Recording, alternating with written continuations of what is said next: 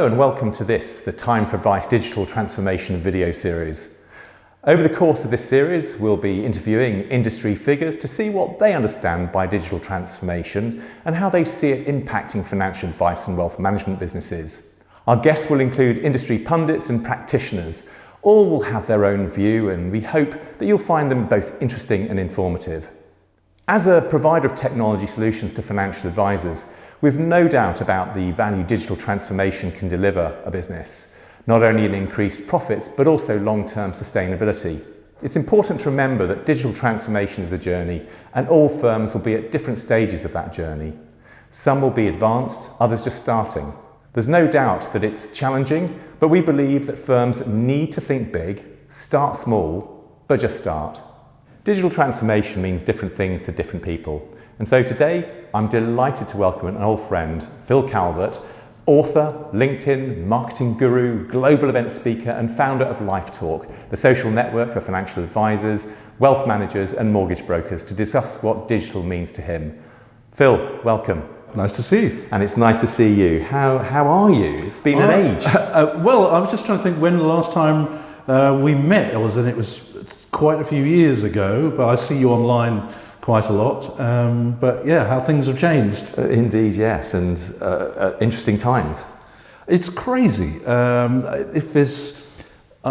never come across a year like it. I remember we were reminiscing earlier about the days when we both worked in London and we had terrorism, and that was a challenge in itself. Now we have another challenge which stops us moving around. And that obviously is an interesting segue into the purpose of this interview, really, this chat, because obviously we're a technology company. We provide solutions to financial advisors, and financial advisors have traditionally been very sort of specific in the way they engage with their clients, a lot of face-to-face, a lot of traveling.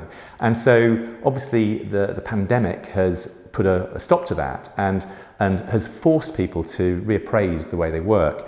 And what do you think digital transformation means to them? I mean, digital transformation is a variety of different things now, whether you're talking about marketing, whether you're talking CRM, whether you're talking about business processes, hooking up with your accountant. It means so much more to different people. And that's absolutely the truth. And I think it's interesting because clearly you see a lot of financial advisors, you talk to them all the time about marketing, and we'll come on to marketing and your specialization, of course, which is LinkedIn marketing, in a few minutes. But how do you think firms are faring? Because a lot of firms, the majority of firms have technology, of course, but the technology that's in common use is quite old now. In fact, a lot of it was launched in the pre-RDR world, traditional back office systems, which weren't really geared up to support a service-orientated business. In your experience, have things changed a lot, or what is your view generally of the advisor technology market? I think certainly 2020 has really put this into sharp focus, real inward looking at systems, processes, and a lot of advisors are crying out now for systems or tools that either can do everything that they need or that actually connect nicely together and talk to each other. That's what they're crying out for, because yes, financial advisors are starting to really embrace technology now, but what we've got is they're using a bit of that, and they're using a bit of that tool, and a bit of that tool, and a bit of that tool. And to some extent, that's not really working. And we live in an age now where, every day there's some new shiny app that can take over some part of their business. So we're kind of spoilt for choice at the moment. I think a lot of financial advisors are quite confused, but they are going through a process of real detailed analysis of what's our business now, where do we want it to go, and what do we need to help us to get there. Okay, well that's interesting. And of course, a lot of the challenges have been really thrown into sharp relief now with the pandemic. We mentioned it earlier. And key to developing business, I guess, is how firms present themselves to their wider market. I know there's a lot of comment at the moment. Ifas are very busy, but the new business opportunities have come off quite dramatically. The levels have fallen off quite dramatically, is what I've heard anecdotally. And so the need for IFAs to communicate and market themselves is bigger than ever before, is more relevant than ever before. So what do you think IFAs have learnt about how they can market themselves during this period? The advisors that were really quick off the mark, when the market took a dive, and my goodness, did it take a dive, a lot of financial advisors kind of twiddled their thumbs for a while and looked out the window, yet there were other financial advisors who were really quick off the mark to do simple human things like phone up their clients. And some of the message I was hearing back, because in my Facebook group of financial advisors, I've got this beautiful helicopter view of what's going on in the industry at any moment in time. And one of the things that came back was that when they did phone up their clients, the clients were usually really pleased to have had that human touch come through. And clients were saying things, I expect you got in touch with us to tell us the market's fallen through the floor. We know, we're fine, we're cool about it, but thank you so much for taking the trouble to do that. Now, those financial advisors will be remembered by their clients, and the financial advisors, many of whom still haven't got in touch with their clients, they will be forgotten by their clients, and their referral stream will drop off a cliff. Simple as that. And I think that's right, because at the end of the day, the reason, in my experience, that clients value the relationship with their financial advisor is because it is a trusted relationship, and trust comes through, well, that human element, isn't it? The communication, the being in touch, nurturing those relationships. Obviously, digital has made that much more accessible, the ability to run Zoom calls and Teams and things like that, as we were talking earlier. What's your assessment as to how well IFAs are using digital now to attract clients and to service clients? Well, that's a really interesting one. For many, many years, there's been a hardcore group of financial advisors who said, nope, financial advice can only be done between consenting adults, either in their home or in my office. It cannot be done online. Turns out it can be. Turns out a lot of clients absolutely love it. And here's a really interesting thing, because I think this is important for the future of, and I think we should call it a profession now. I think it's important for the future because there will be people out there who need desperately the help, support, advice of a trusted financial planner, but who don't want to go and see one. Thank you very much. There's still a perception that maybe financial advisors are in that sort of bank manager bracket, but when they are discovering that this can be done conveniently and easily, with no travel needed, no fuss, no hassle, can be done on Zoom, on Skype, whatever, they absolutely love it.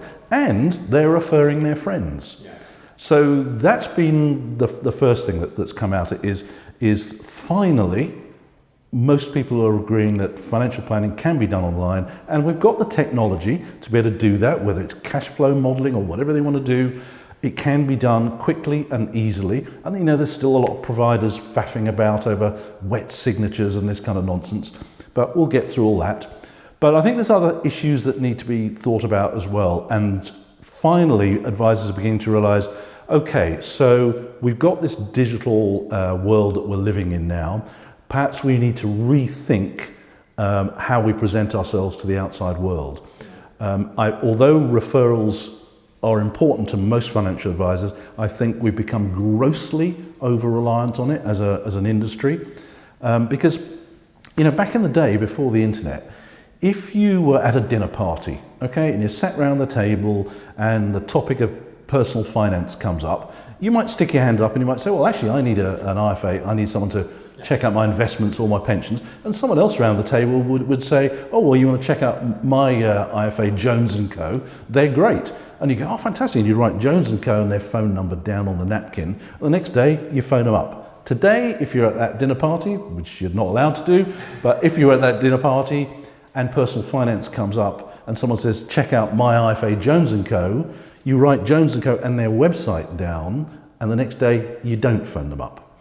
These days, we go, okay, I've got this recommendation. So we go onto Google, we check them out, And here's the interesting thing, when we're on Google, of course, we see other financial advisors' websites. If we're on LinkedIn or we're on Facebook, we can find other financial advisors. So we're going to check out a few. And there's a good chance that Jones & Co. might not actually get the inquiry at all. And it's a good chance that no financial advice firm will get the inquiry at all, because we might spot a YouTube video which has got the answers to our question. Or we might discover a podcast which gives us valuable information on a weekly basis. We might think, actually, maybe I can sort this out myself. So financial advisors have got to be on the top of their game these days in terms of how they present themselves to the outside world, so they do actually get those inquiries when they are coming to them. And that sort of leads me on to another interesting question, because I mean, we've all seen IFA's websites, absolutely, and some are absolutely stunning, some are absolutely not, and some firms don't have a website at all. So in your opinion, what mistakes do you see IFAs making when it comes to using digital marketing? Okay, so back in the day when we first started getting excited about websites, and businesses were creating websites for financial advisors, back in the day, the whole point, I think we used the word sticky. The idea was that we needed to cram as much cool stuff on the homepage as we possibly could to keep the visitor on the site for as long as possible.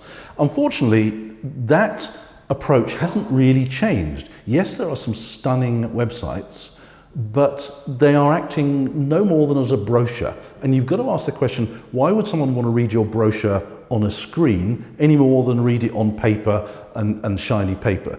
Websites are, some of them are, as you say, they look great. Unfortunately, they all say the same thing. They've all got exactly the same wording on them. I did some research onto common themes on financial advisors' website a couple of years ago. And you get a lot of yachts, you get a lot of older folk walking down seasides, kids flying kites with their grandparents, green shoots growing out of people. I mean, it's just tedious, but it does nothing to pull people into their financial advisor's world. And the point of a brochure is so that you can have a look through it and then you can have a think about it. What the fundamental biggest mistake that financial advisors are making with their website now is they are still in that old sticky mentality, when what we should be doing is offering some value, a download, something that people can get hold of instantly in exchange for their email address. Now, in sales talk, we'd call that a lead magnet, which sounds a bit too salesy in the financial advice world, but that's what it is.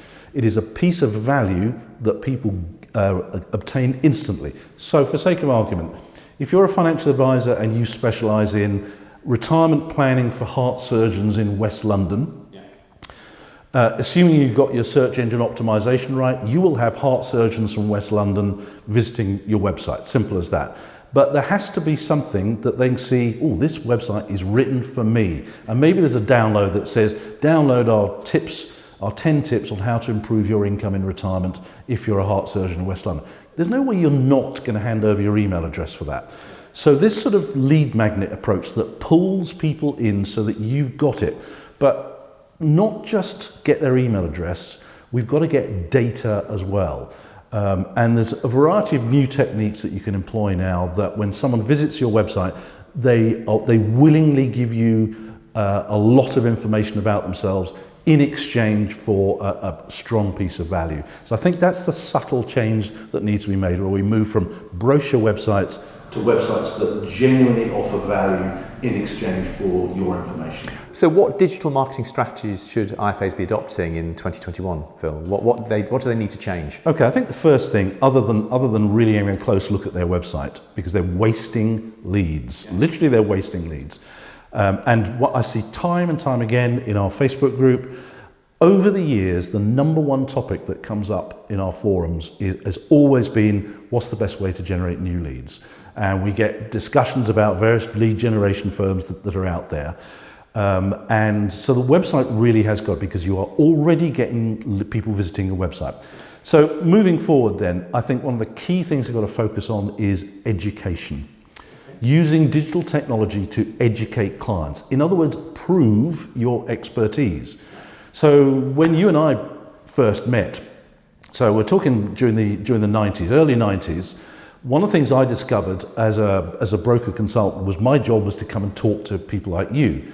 But when I turned it round, and I used to put on little seminars and workshops, and I used to say, Roland and you IFA down there, come along, we'll do a talk. We had an underwriter in the building, we got the CEO, we got a fund manager, people who actually knew what they were talking about. And so all I would do was do the meet and greets and give them their bacon rolls. And you would be educated for an hour or half a day. And the power of that is astonishing. And now we've been forced into an environment now where our communications are done digitally. So we can't do seminars, we can't do big client events and stuff like that, but we can do webinars and online client events. And I know a number of financial advisors will balk at the word webinar because we've all been on webinars where you get an hour of average content, then an hour of sales pitch. And that's not what I mean by a webinar. What I mean by a webinar is something with an educational element, but where you also tell your own story as a financial advisor.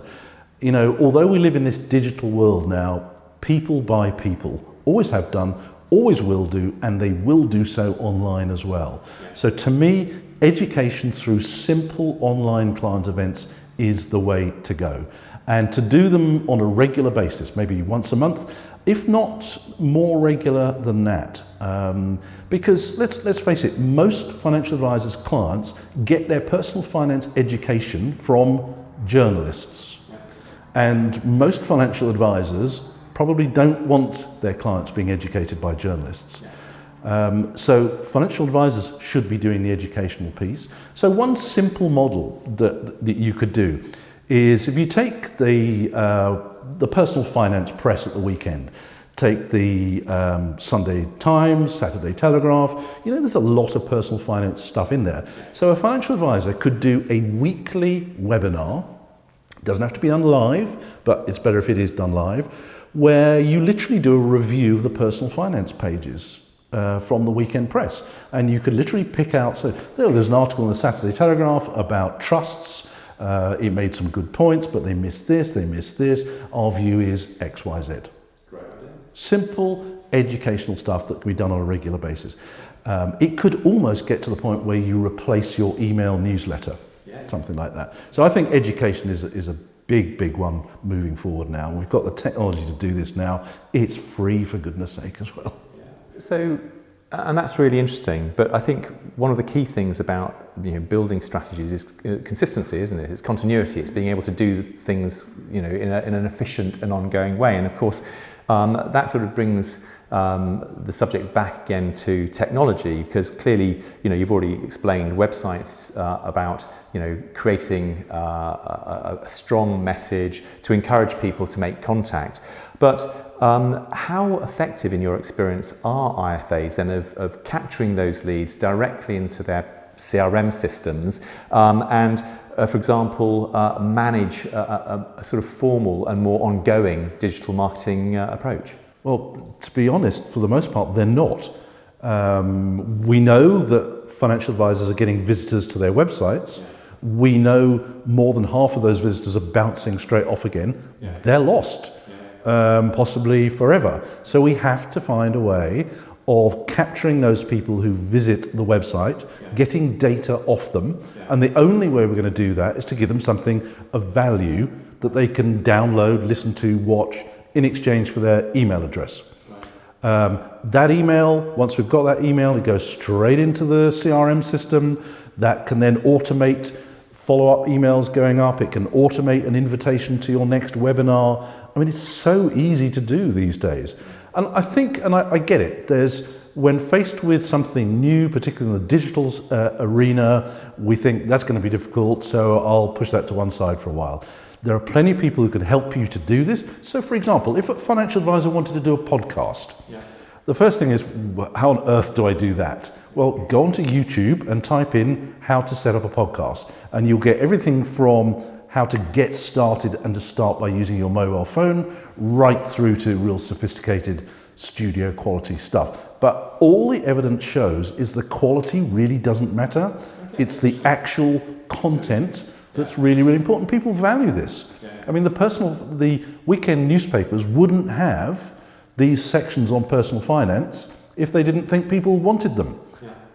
So it's simple. People want personal finance education, and the best place they should be getting that from is financial advisors, and the system for collecting an email address, getting it into your CRM system, and pumping out automated, professional quality communications is so easy these days.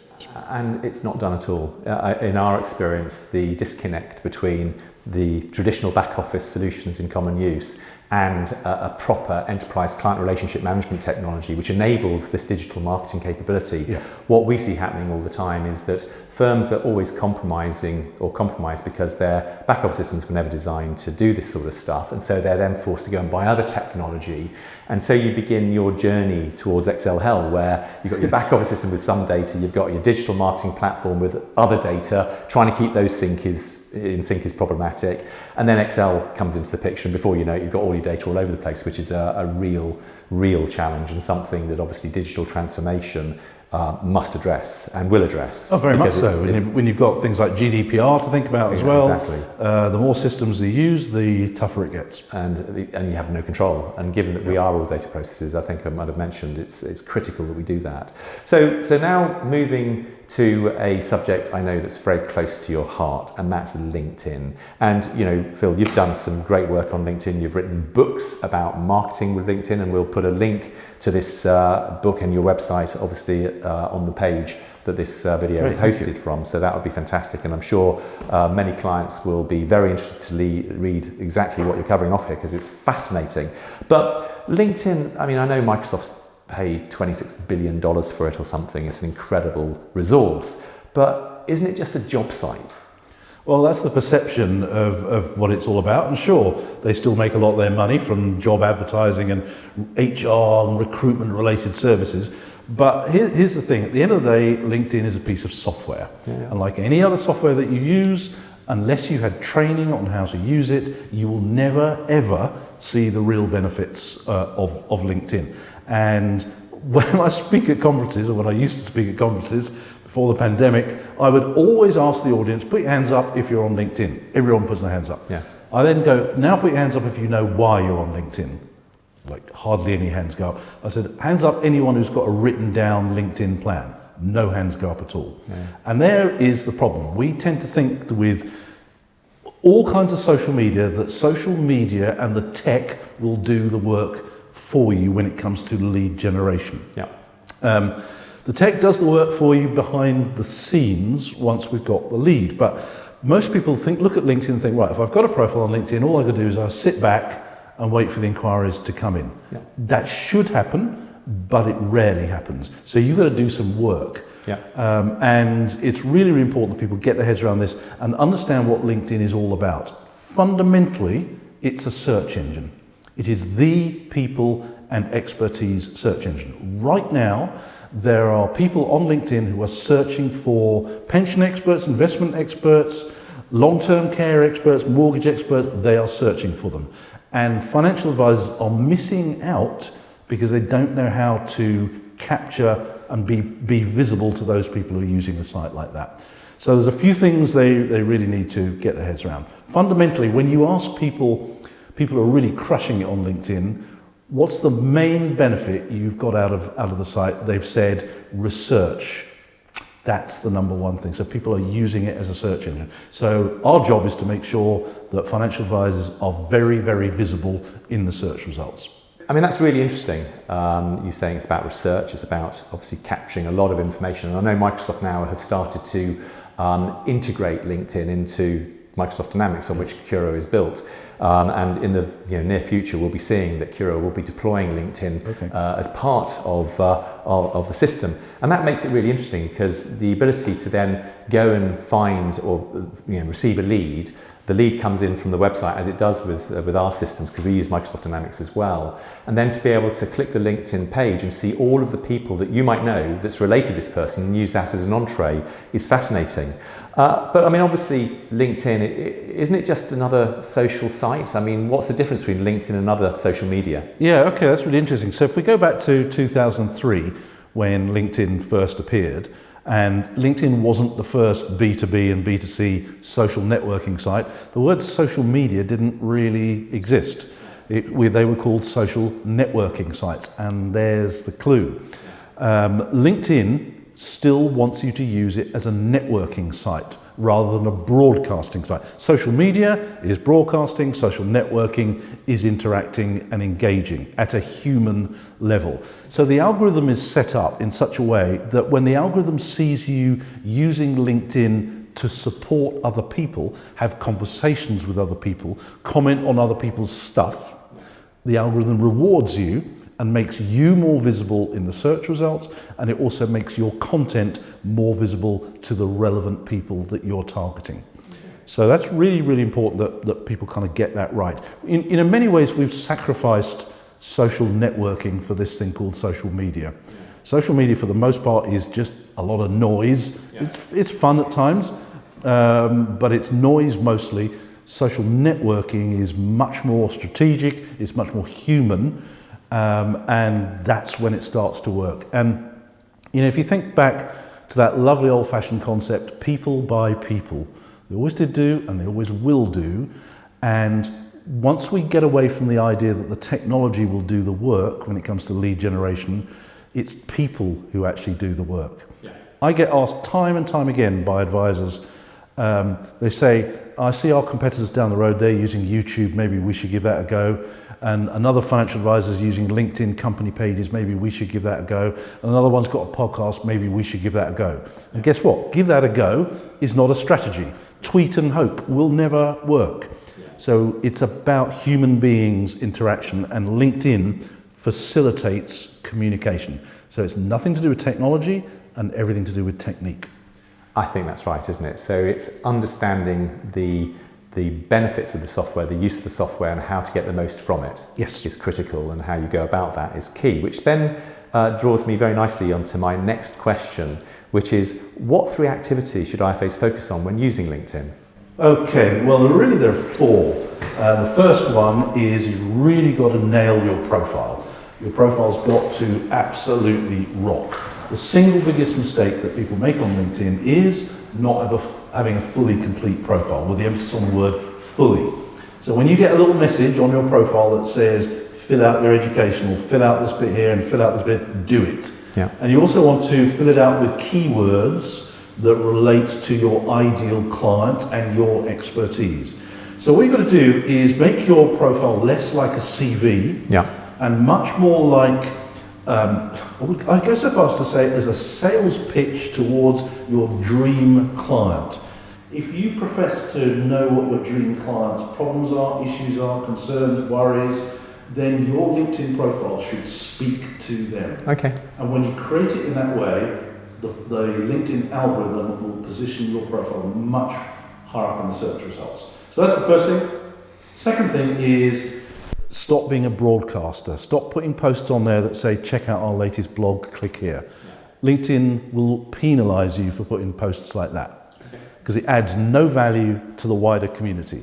So the best sort of posts you can put on are simple human stories, simple things that have happened in your life, your business, your world, your clients' lives, every day. Simple, something you saw on the news, something you heard on the radio. Don't put any links, don't add click here. Just tell simple human stories, short, couple of paragraphs, no more. And another really advanced technique, but this is so clever and it worked amazingly, is to comment on other people's posts. So the way you do this is you would go to the LinkedIn search box and you would type in #pensions or #retirement, something like that. And a little button will come up and it will say follow those words, and you click the button. So maybe the word pensions comes up, click the follow button, and by doing that you're sending a message to the LinkedIn algorithm that says you are interested in the word pensions, or you have expertise in pensions. The LinkedIn news feed will then change and will only show you content related to pensions. So what you do now is you just scroll through that news feed and pick out posts where you could just comment. And all your comment needs to be is, great post Roland, thanks for the heads up, and then you put #pensions. Or great post Sue, really interesting comment you made there, and they put #pensions. Or taking it a step further, you could put great post, Mike, have you met so-and-so? Let me introduce you to them. The algorithm spots this behavior, and it will reward you by making your content, your posts much more visible, and it will make your profile more visible in search results. So that's a really powerful technique. So there's a definite way of working, and I like the comment about the algorithm, because I think a lot of people post links to their website, their blogs or whatever, but if you think about it, by clicking on that link, you're taking people away from LinkedIn, which is why you're actively encouraging people to leave LinkedIn, and of course that makes perfect sense. So last question, and thank you so much for your time today, Phil. It's been fascinating.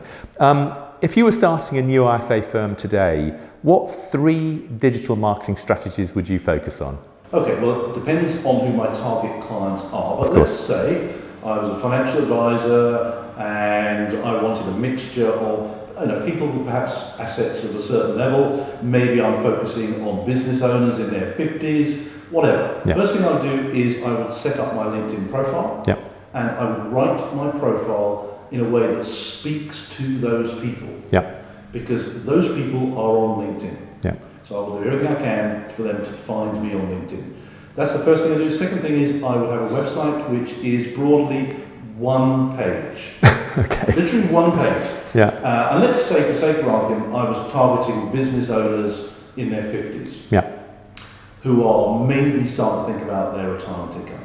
I would have a 1-page website that says, right across the top, are you a business owner in your 50s concerned about your income in retirement? If yes, enter your email address here and download our free tips guide on how to increase your income in retirement.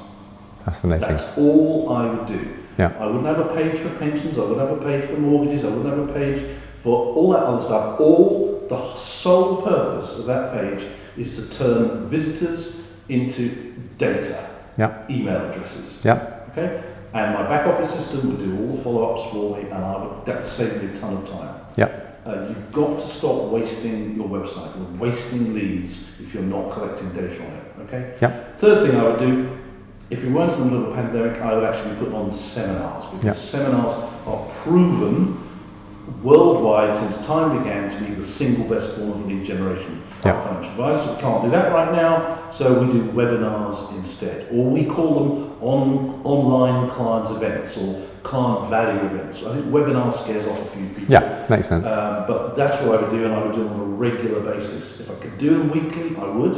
Yeah. But definitely every single month. Because people will find these of value, they will be slightly educational as well. Yeah. And again, people, if someone's enjoyed a webinar, they'll send a copy of it to their friends. Yeah. So you will be able to continue the referral source of business, but in a digital kind of way. And I guess that's the point, isn't it? Because this sort of media is always there. And so, of course, the event itself might be live, but it will be recorded and then people will share. Yeah. And that means the message gets out there to an audience that wasn't necessarily on the webinar. Yeah, and I suppose I'd have an extra thing. I'd have a YouTube channel as well. Yeah. So I could take the recording of that and I'd put that onto YouTube.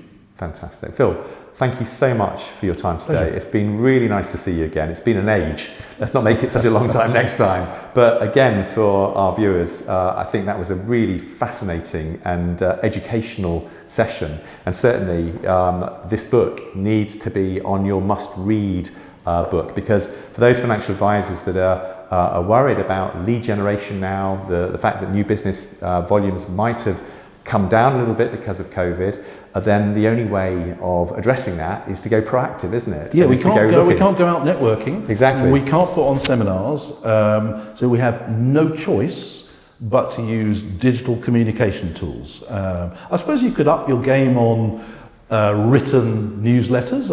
I know a financial advisor who now has gone back to doing a printed newsletter. Yeah. But with digital technology, that's super cheap to do these days. Absolutely, and that's the point, isn't it? It's all about getting your data, one truth, leveraging the technology to add great business efficiency, because ultimately it's all about building sustainable, long-term, profitable business that your clients enjoy dealing with. Yeah. And that's the key, isn't it? Yeah. Phil, thank you so much for your time today. Great pleasure. It's been great, and look forward to speaking soon. Thanks a lot.